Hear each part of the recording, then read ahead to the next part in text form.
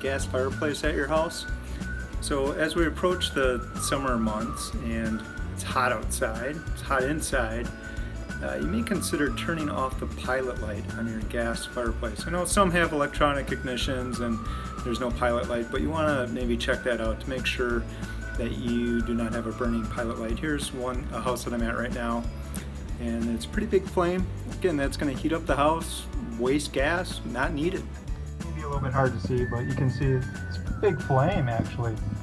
It is producing a lot of heat just coming out of that flame there, and again, that's not needed. You can turn off, usually your fireplace should have a gas valve. So right there is the valve. If I turn that 90 degrees, that will shut off the gas to this. And then of course, come next winter, you would have to turn on the gas line and then light the pilot light with a lighter.